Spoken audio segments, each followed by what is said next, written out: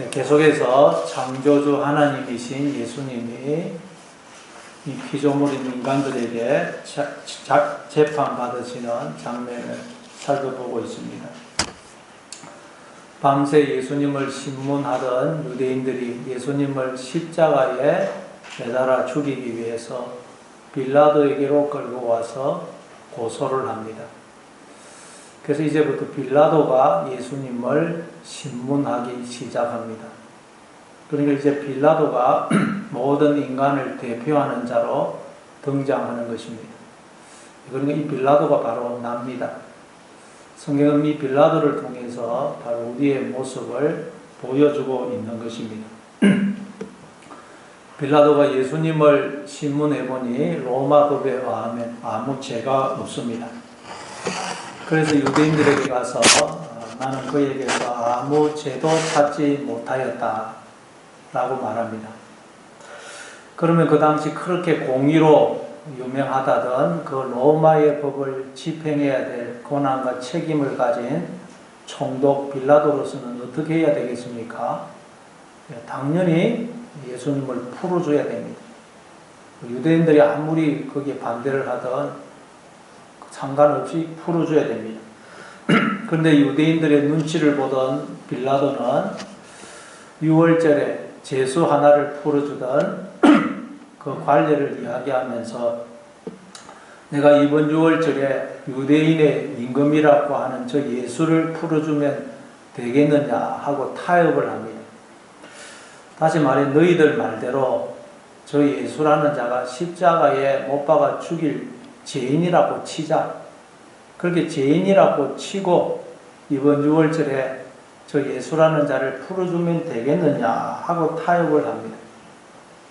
그런데 유대인들은 빌라도의 기대와는 전혀 다르게 이 사람이 아니고 저 예수가 아니고 바라바를 풀어주시오 그럽니다. 빌라도는 유대인들의 이 반응이 도무지 이해가 되지 않고 너무도 놀랐을 것입니다.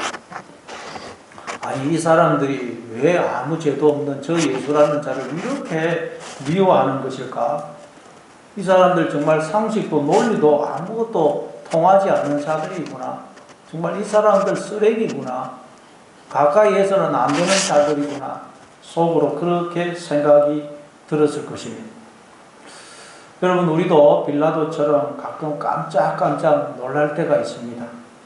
바로 이 유대인들처럼 상식도 논리도 통하지 않는 내 속에 있는 죄, 내 속에 있는 옛사람의 모습을 볼 때입니다. 내 속에 있는 이 죄, 옛사람은 그 어떤 논리도 상식도 통하지 않습니다. 그래서 두려움, 불안, 염려, 낙심에 사로잡히면 하나님이 아무리 두려워하지 말아라, 내가 너와 함께하고 있다 말씀을 하셔도 듣지 않습니다. 미움, 원망, 분노에 사로잡혀도 마찬가지입니다. 하나님이 아무리 기뻐하고 감사해라, 원수를 사랑하고 너를 박해하는 자를 위해 기도해줘라 그렇게 말씀하셔도 듣지 않습니다. 우리 속에 있는 이 옛사람은 이 유대인들과 똑같아요. 우리는 예수냐 바라바의 선택에서 대부분 바라바를 선택합니다. 그래서 이사야서 6장에 보니까 이사야 선지자가 하나님 앞에서 자기의 모습을 발견하고는 하루다 나여 망하게 되었도다. 나는 입술이 부정한 사람이요 입술이 부정한 백성 중에 거하면서 만군의 여호와이신 왕을 배웠습니다. 사도 바울도 하나님 앞에서 자기의 모습을 발견하고는 오라 나는 공고한 사람이로다. 이 사망의 몸에서 누가 나를 건져내라. 그렇게 탄식합니다.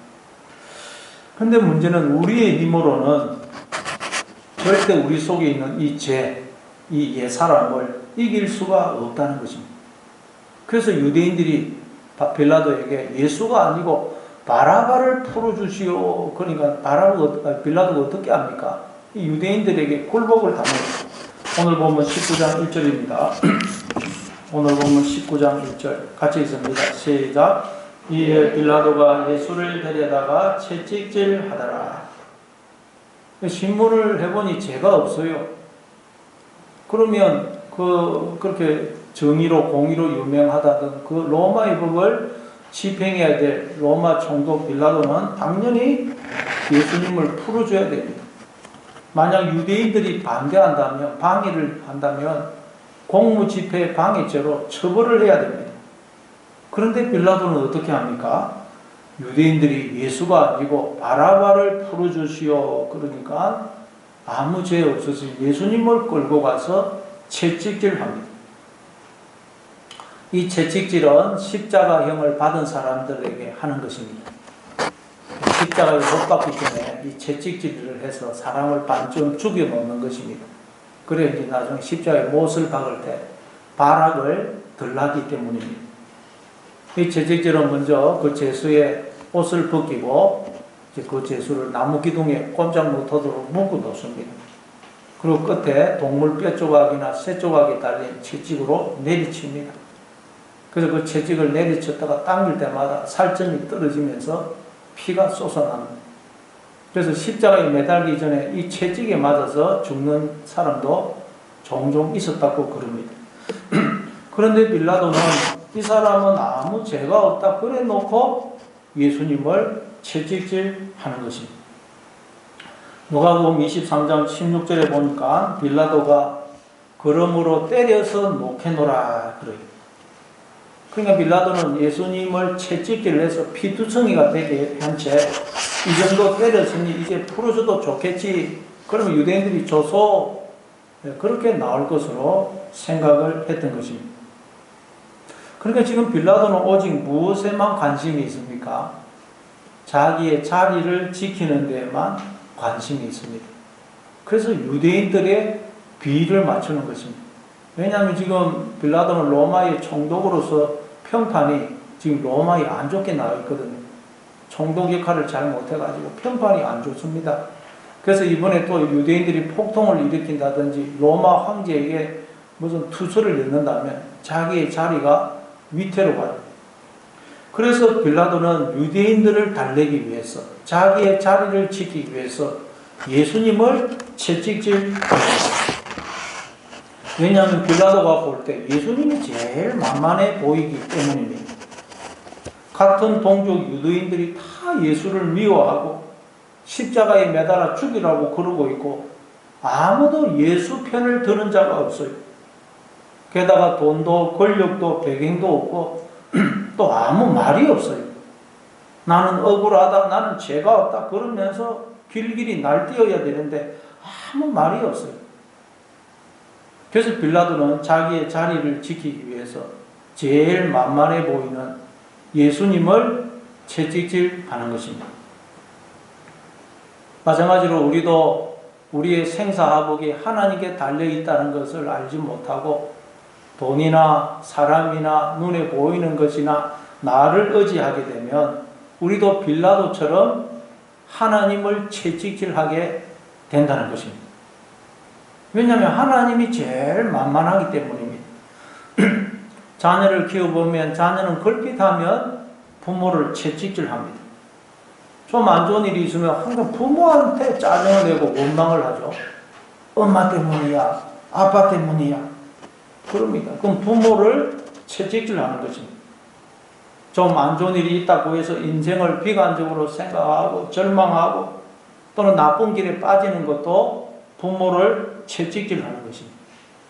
그건 자기 자신을 채찍질하는 것인가 동시에 부모를 채찍질하는 것입니다. 그런데 우리가 하늘 아버지이신 하나님께 그런다는 것입니다.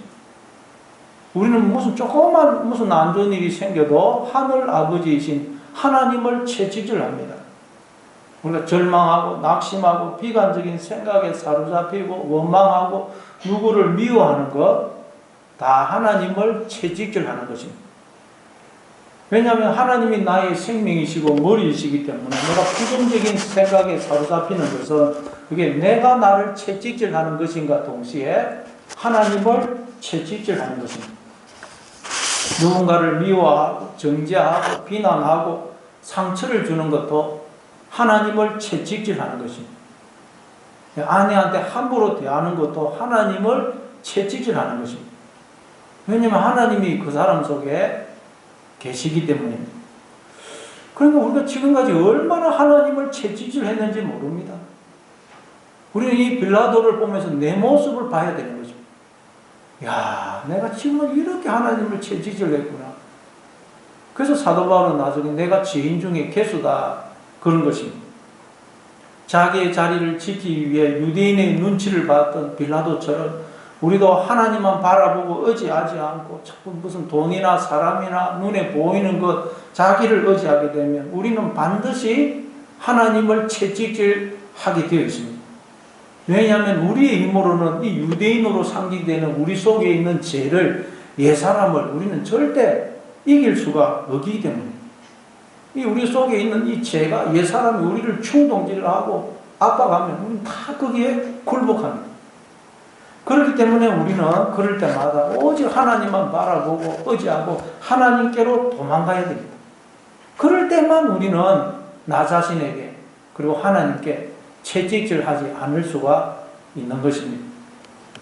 또 빌라도가 어떻게 합니까? 우리 한번 2절을 읽어보겠습니다. 2절 2절 같이 읽습니다. 시작. 군인들이 가시나무로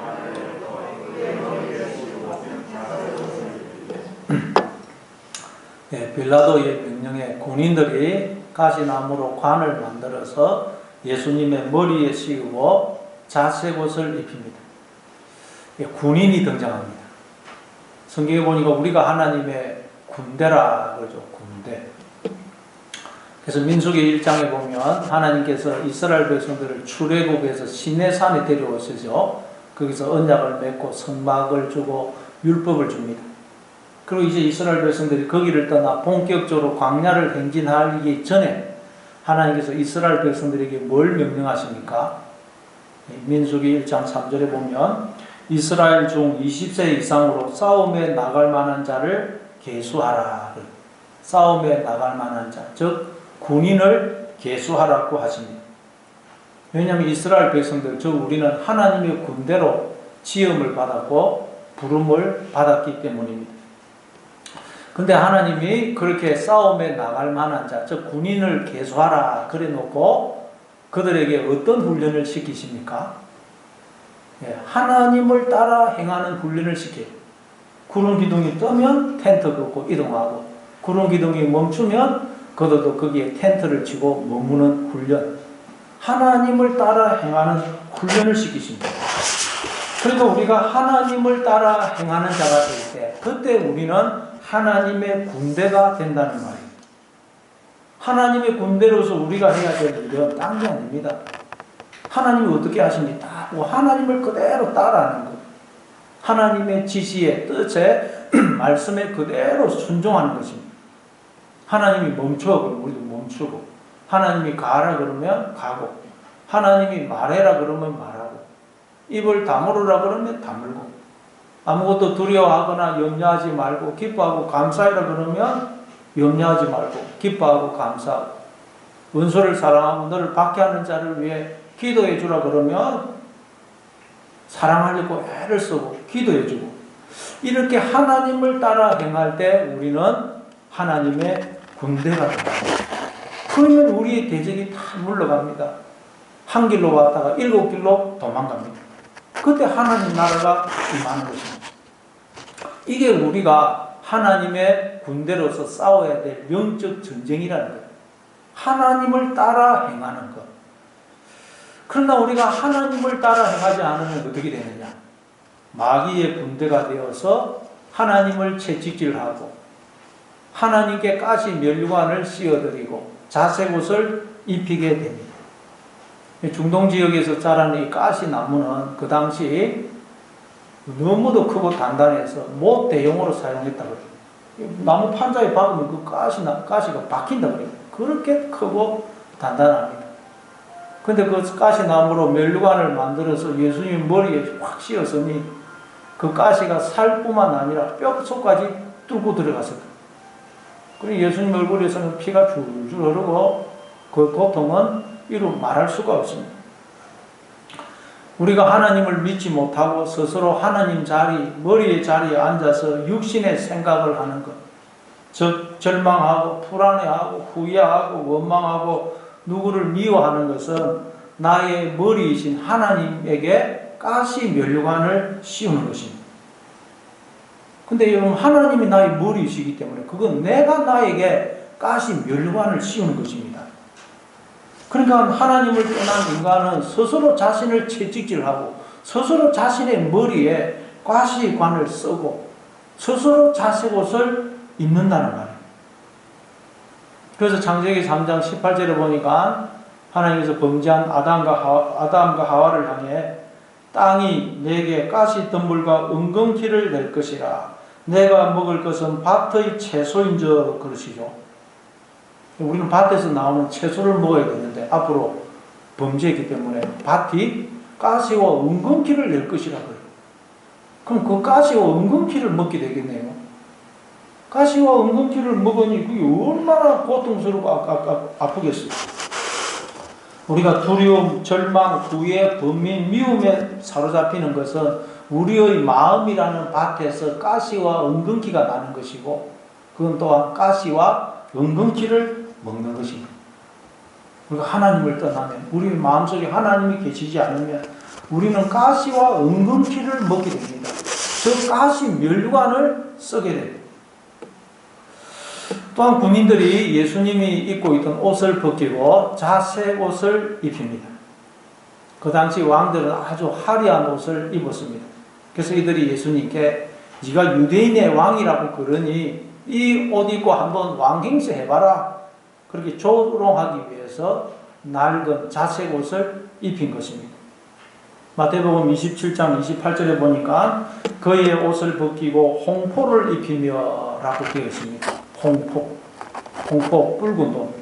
성경에서 붉은 옷은 죄를 상징하죠. 이사야서 1장 18절입니다. 여호와께서 말씀하시되 오라 우리가 서로 변론하자. 너희의 죄가 주홍 같을지라도 눈과 같이 희어질 것이요 진홍같이 붉을지라도 양털같이 희게 되리라. 이처럼 붉은색은 죄를 상징합니다. 따라서 예수님께 붉은 옷, 자색 옷을 입혔다는 말은 하나님이신 예수님을 죄인으로 만들었다는 말입니다. 이 세상 임금으로 죄인의 개수로 만들었다는 말입니다. 이게 무슨 말일까요?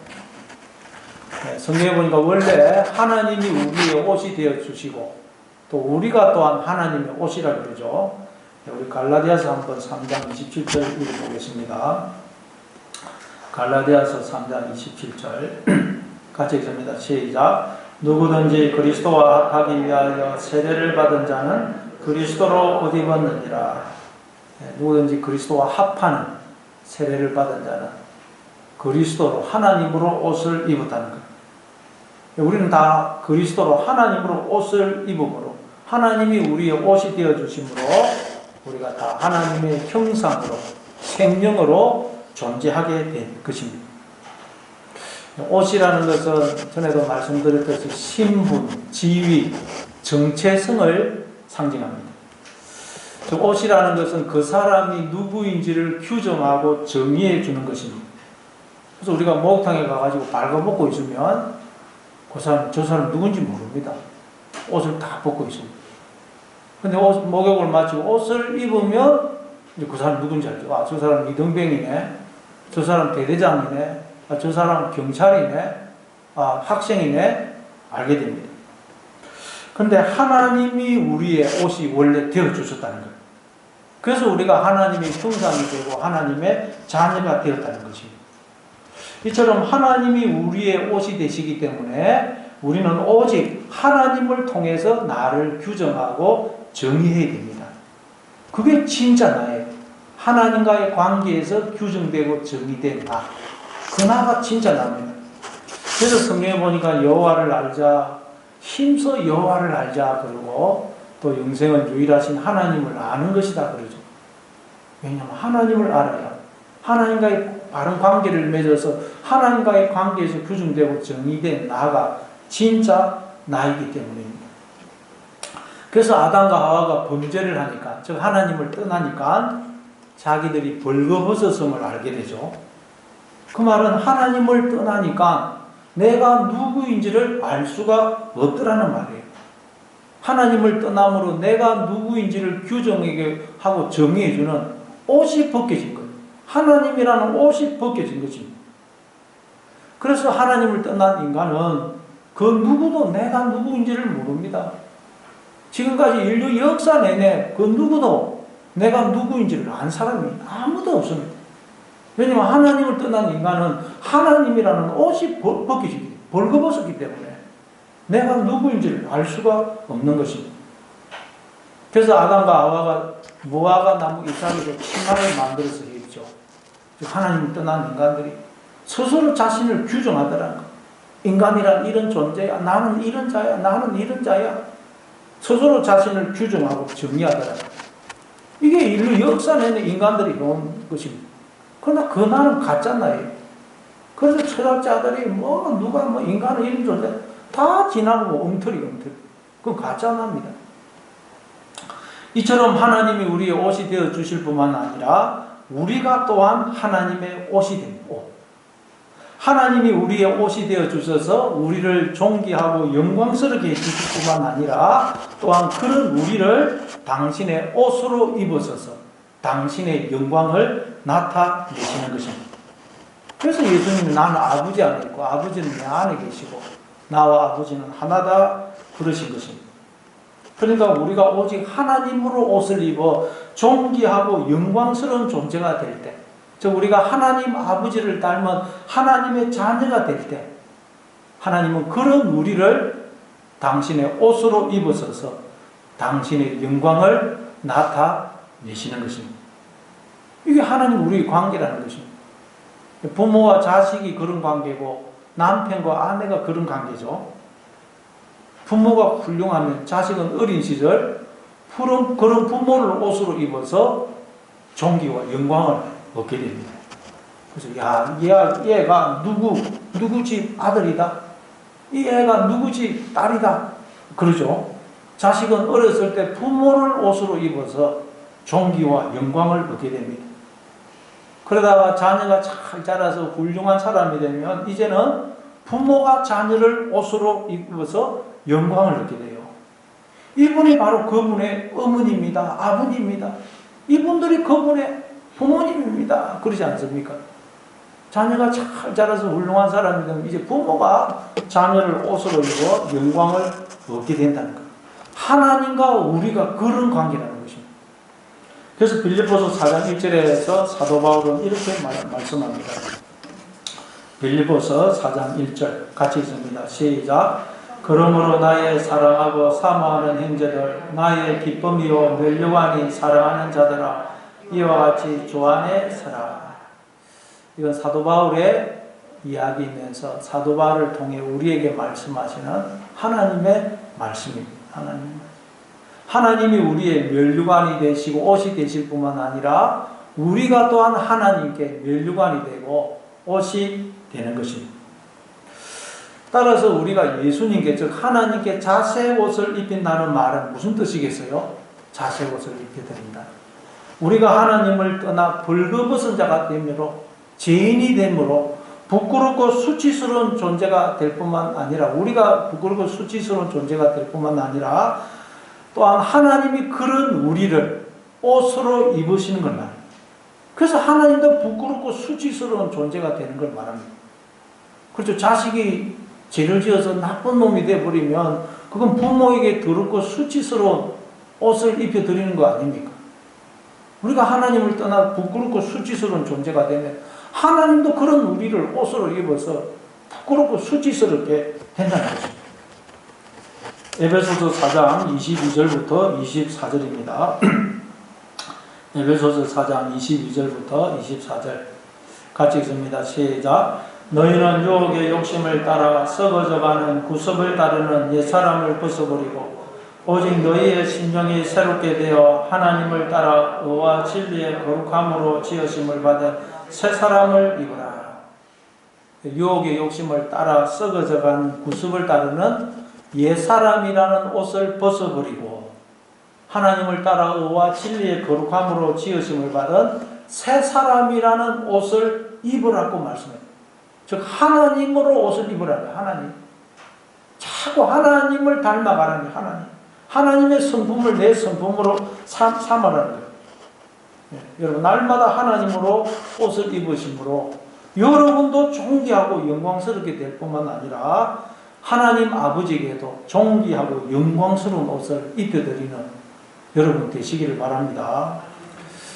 그런데 우리가 빌라도처럼 하나님이 아니 자꾸 돈을, 사람을, 눈에 보이는 세상을, 나를 의지하게 되면 나도 벌거벗은 자가 될 뿐만 아니라 하나님에게도 부끄럽고 수치스러운 옷을 입히게 된다는 것입니다.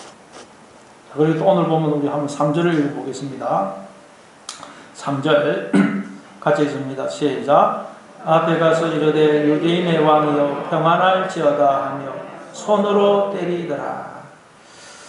예수님을 채찍질하고 머리에 가시관을 씌우고 자색옷을 입힌 군인들이 더 나아가서 예수님을 향해 유대인의 왕이여 평안할지어다 조롱을 하면서 손으로 예수님의 뺨을 때립니다. 왜냐하면 겉으로 보면 예수님은 도무지 왕이 하나님이 아니신 것처럼 보이기 때문입니다. 그러니까 너무 그냥 웃어보서 지금 조롱을 하는 거예요. 그러면 어떻게 하나님이, 창조주이신 하나님이 피조물인 인간들에게 힘없이 걸려와서 이렇게 온갖 조롱과 모욕과 침뱉음을 당하고 뺨을 맞고 채찍질 당할 수가 있습니까? 이분이 만약 하나님이라면 어떻게 그 많던 제자들이 하나같이 다 도망가고 한 놈도 함께 하는 자가 없을 수가 있습니까? 어떻게 자기 백성들이 자기들의 왕을, 하나님을 하나같이 이렇게 미워할 수가 있습니까? 어떻게 하나님이라는 자가 이렇게 아무런 힘도 권력도 배경도 없을 수가 있습니까? 무슨 하나님이, 이런 하나님이 다 있어요. 그래서 군인들이, 야, 네가 유대인의 왕이라고? 네가 하나님이라고? 네가 하나님이라면 나는 하나님 할배겠다. 이 정신 나간 놈아. 하나님 행세 한번 해봐라. 그러면서 지금 조롱하고 비웃는 것입니다. 그런데 우리가 여러분 이 군인들처럼 이럴 때가 너무도 많다는 것입니다. 뭐 세상 사람들이야 말할 것도 없죠. 세상 사람들이 얼마나 하나님을 조롱하고 무시합니까? 하나님을 믿을 바에야 내 주먹을 믿어라. 야, 지금이 어느 시대인데 하나님을 들먹이느냐? 신이라는 것은 연약한 인간들이 의지할 대상을 찾기 위해서 만든 거야. 그러면서 하나님을 조롱합니다. 근데 우리도 마찬가지라. 우리도 여러분 걸핏하면 하나님을 향해서 조롱하고 삿대질을 한다는 것입니다. 하나님이 계시다면 제 인생은 왜 이렇습니까? 하나님이 제 아버지시고 제가 정말 하나님의 자녀라면 제 인생은 왜 이렇게 힘들고 고달픈 것입니까? 그러죠. 우리 그럴 때가 얼마나 많아요.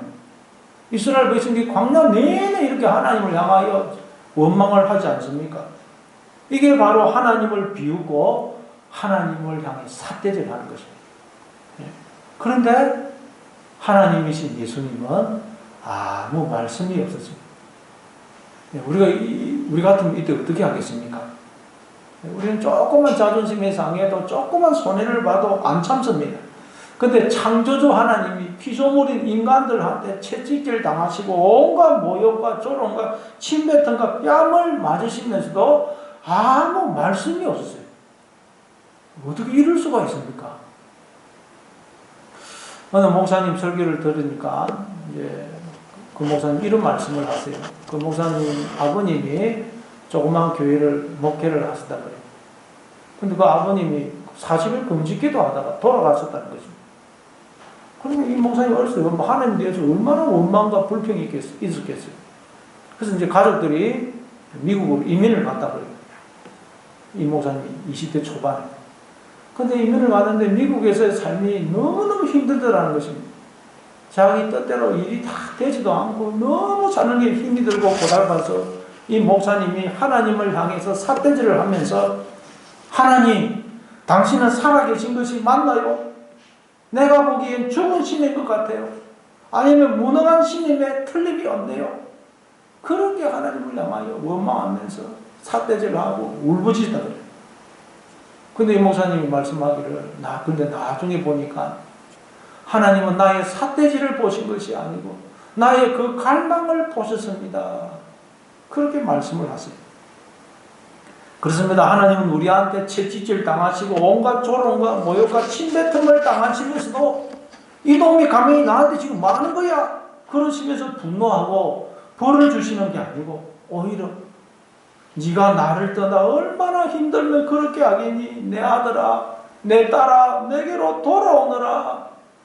그러면서 우리 때문에 눈물을 흘리시고 아파하시고 통곡하신다.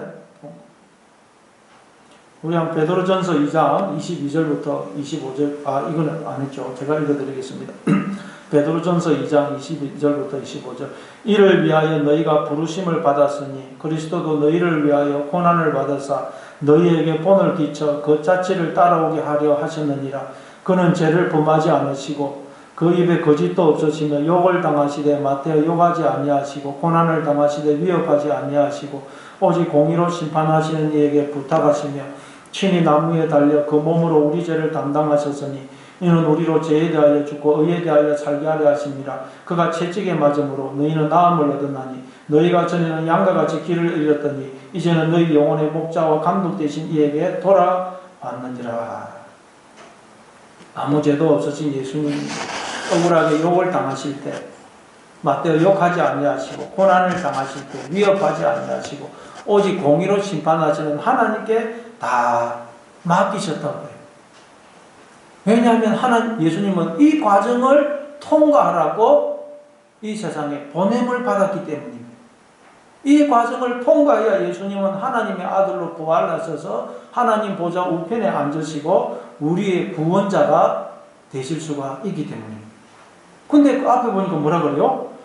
우리도 이를 위하여, 즉 예수님이 보여주신 것처럼 우리도 이 과정을 통과하기 위해서 부름을 받았다고 말씀합니다. 우리도 이 과정을 통과할 때 예수님처럼 하나님의 아들로 거듭나게 되고 하나님 보좌 우편에 앉게 되기 때문입니다. 하나님 나라를 상속받게 됩니다. 우리도 이 과정을 통과하도록 부름을 받았다는 거예요. 그래서 예수님 먼저 이 길을 가심으로 우리가 어떻게 이 과정을 통과해야 되는지 본을 보여주셨다는 것입니다. 그럼 여러분 우리는 항상 예수님을 바라봐야 됩니다. 예수님. 그는 여러분 인생을 살면서 당하는 여러 가지 일들, 이해할 수 없는 고난, 어려움, 실패, 모욕, 좌절, 질병, 환난을 당할 때 예수님처럼 오직 하나님만 믿고 바라보고 하나님께 다 맡기시기 바랍니다. 시편 119편 71절 72절입니다. 시편 119편 71절 72절 같이 읽습니다. 시작. 고난당한 것이 내게 유익이라. 이로 말미암아 내가 주의 율례들을 배우게 되었나이다. 주의 입의 법이 내게는 천천 금원보다 좋나이다. 이 시편 기자도 고난을 당할 때 이해가 안 되는데 고난을 당하고 보니까 그 고난이 유익이었고 축복이더라고요. 축복. 너무도 큰 축복이더라고요. 고난이. 그러니 여러분 내 인생이 내 뜻대로 되지 않을 때 마치 하나님이 나를 버리신 것 같고 나를 사랑하시지 않는 것 같이 보일 때도 예수님이 보여주신 것처럼 하나님이 나와 함께 하셔서 이 고통과 아픔과 조롱과 고난을 함께 당하고 계신다. 잠시 이 과정을 지나고 나면 내가 영광의 자리에 앉게 될 것이다 하고 고난이 왜 왔는지 그 이유를 묻지 마시고 누구에게 책임을 전가하거나 원망하지도 마시고 여러분에게 주어진 그 십자가를 고난을 기쁨으로 지시기 바랍니다. 그래서 그 고난이 무엇보다 큰 축복이었음을 깨닫고 감사할 수 있는 그런 저와 여러분 다 될 수 있기를 바랍니다.